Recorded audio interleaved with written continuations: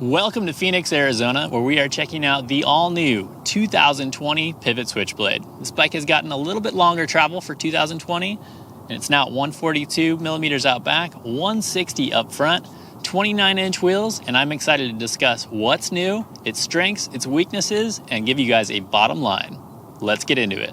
In the early 2000s, Chris Kokalis and Titus introduced the Switchblade. Close to 20 years later, Kokalis and Pivot Cycles are releasing a much more modern version. I spent 3 days getting acquainted with the latest Switchblade on some rowdy trails not far from Pivot's headquarters, and I can tell you that the bike one-ups the most recent predecessor pretty much across the board.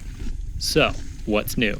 Compared to the previous Switchblade, the DW Link equipped bike gains 7 millimeters of rear travel, so that's up from 135 millimeters. For this update, they also moved to a vertical shock layout. Thanks to a new upper link and shock orientation, the bike is more progressive than it was in the past. That extra progression, plus the fact that Pivot ditched the clevis design, means that this bad boy is coil shock compatible. You'll also note bearings in the upper shock mount for supple suspension performance from the 185 by 55 millimeter trunnion style shock. Pivot makes use of an exclusive and pretty surprising shock tune inside of the Fox DPX2, which I'll get back to in a bit. The bike also has a slightly more rearward axle path than the previous Switchblade, with longer suspension links and 3mm longer chainstays. As a result of the trunnion shock orientation, it also has a super compact frame design. Pivot actually drops standover heights up to 35mm across the size range, along with 30mm shorter seat tubes. This allows riders just 5 feet tall to hop aboard the size extra small, which still fits a piggyback shock and a large water bottle.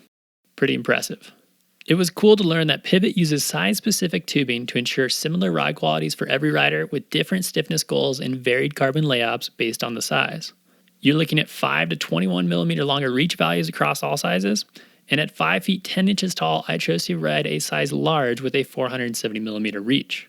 In the 29-inch configuration that most people are going to run, the bike also has a 1.25 degree slacker head tube angle and is now at 66 degrees. This pairs really well with that short 44mm offset Fox 36 fork up front. They've also made the effective seat tube angle 3/4 of a degree steeper, so it's now at 75.5 degrees. In addition, the actual seat tube is now steeper and starts closer to the bottom bracket, meaning that the real seat angle will be steeper for those with long legs.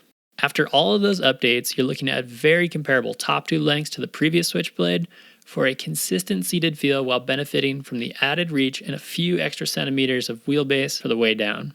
Like the Firebird 2.9, the bike now has adjustable geometry providing half a degree of head angle change and 6mm of bottom bracket height. Combined with the help of a Geo Adjust headset cup, 27.5 Plus and 27.5 rear wheels are possible. This means you could go mullet style if you really want to, which could be nice for added clearance on those smaller sizes. There's plenty of mud clearance out back and 0.2 of an inch extra tire clearance for 29ers. It'll fit a 2.6 inch now, but they've come down on plus size tire sizing to 27.5 by 2.8 inches. Finally, Pivot ditched the questionable WTB padlock style grips and bar for a new 4th generation grip called the Phoenix Factory Lock-On and a revised carbon bar. The grips are left and right specific with extra rubber where your palms rest, a single lock ring, tacky rubber, and a hard plastic bar end. How does that all stack up on trail though? Some rough and rowdy rides on South Mountain were the perfect way to find out. Pedaling along the flats at the bottom let me know that there was something rad to expect right away. This bike has a really incredible pedaling feel that makes climbing more of a joy. It's got a surprisingly direct, snappy attitude at the cranks that feels similar to climbing many other brands' 120mm 29ers. Traction on the way uphill is really good too. You're able to sit back and grind away or put in those bursts even in loose over hard packed terrain.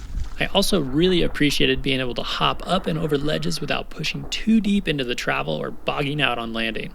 This helps you maintain control as you're making those techie moves uphill.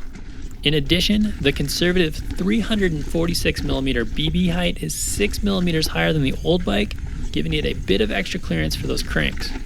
Like the previous Switchblade, this bike has a remarkable ability to maintain speed when you're getting up and over techie sections, on flat, pedally, chunky terrain, and when you're blasting through rocky ledges. Pointed downhill, the Switchblade merges a light on its feet feel with the ability to get its smash on. Despite being so well supported when pedaling and pushing into the bike, the rear wheel is still able to get up and out of the way without jarring the bike on fast, harsh impacts. The suspension also has a bottomless feel with plenty of progression, adding to its liveliness and capability. This is of course aided by the 160mm Fox 36 up front and that awesome Grip 2 damper performance. That all sounds like pretty nice suspension, doesn't it? Well, a lot of this is made possible by the shock tune I mentioned earlier. Together, Fox and Pivot went through over 7 different iterations of valves and shim configurations before arriving at what they've got here. The Pivot-specific Fox DPX2 shock tune that resulted has an all-new base valve design and selector plate. This results in more support where it's needed while increasing oil flow and plushness on those high-speed impacts. In practice, it feels pretty close to the best of both worlds. Pivot takes that concept one step further with the integration of Fox Live Valve on their high-end builds. I wasn't able to try it, but Kokalis claimed it's a little bit more open on descending and climbs even firmer. On the way down, the bike has a super fun, agile, hoppy feel to it, and it loves to get airborne.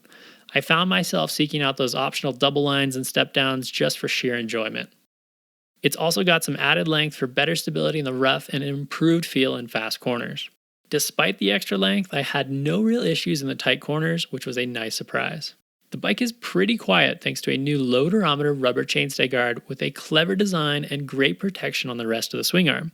There's also a link guard and a sizable downtube guard to keep things protected. Oh, what's that? You want to hear some weaknesses? Sorry, I couldn't hear you over those rattly Shimano brake pads. I say pretty quiet because this bike is a little bit noisy and it makes the ride feel looser than it is. Despite having fully guided internal cable routing, there's still some slight cable rattle, and I would love to see Pivot add some rubber grippers to the backside of their cable port doors for some added friction when you're tensioning the cables. In order to keep 27.5 plus tire clearance, the seat stays do bow out a bit. So the first time you hop on, you're likely to feel your burly mountain biker calves brush on by. Kind of bow out there nice and wide, but it's a quick readjustment and a non-issue really. While the 157mm Super Boost Plus rear axle makes this bike possible, it means there's less compatibility with trail wheels and cranksets. Now, many are going to buy a complete bike up front, so it's not a big deal. But just be aware that a new rear wheel or cranks might be in order if you're making a part swap. Finally, that special shock tune could be a bit much for lighter riders because it can be a bit abrupt on square edges at slow speeds. For me though, at 170 pounds kitted up with a preference for lively bikes, I was stoked on it. The minor trade-off in slow speed scenarios enables the bike to both climb and descend among the best 29ers in the travel range, with plenty on tap for when things get wild. It still does really well in the chunky stuff without any odd hangups. Pivot does claim that the frame is lighter, with complete starting at 29 pounds in a size medium Team XTR build. Right here you're looking at a mid-tier size large build with XO Plus tires, a tube in the rear, and no pedals.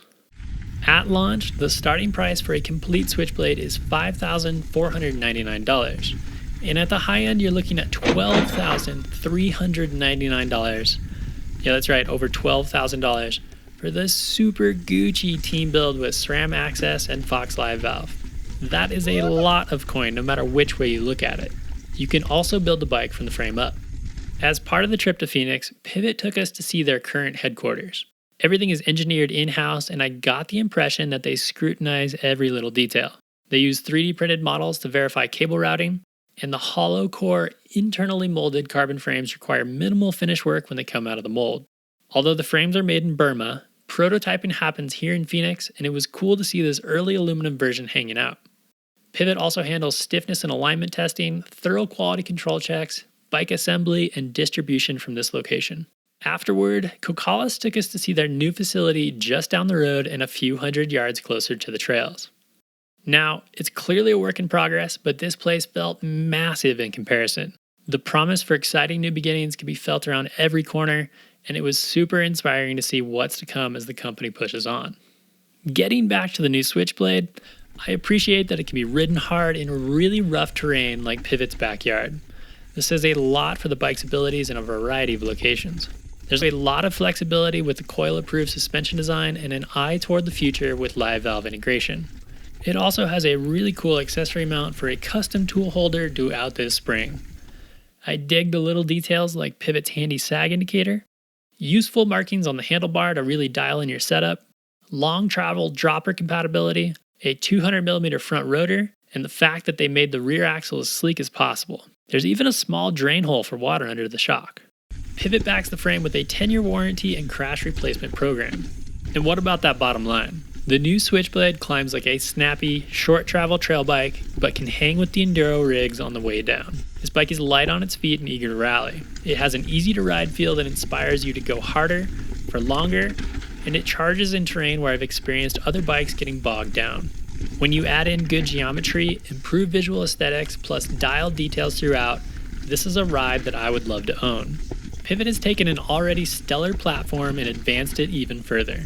Its versatile feel will suit a wide range of rides, and the compact frame is great for a wide range of riders. This could be the one bike for a lot of people. Now, it's still way too early to call Bike of the Year, but Pivot has kicked 2020 off with one hell of a contender. It is rad to see their continual improvement, and there is a lot to be excited about heading into the new year.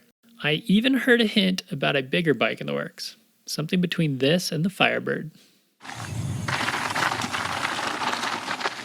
All right, guys, that's a wrap on the new Switchblade. Be sure to visit vitalmtb.com and pivotcycles.com for more details. And hey, let us know what you think of the new bike in the comments. We'll see you on the trails.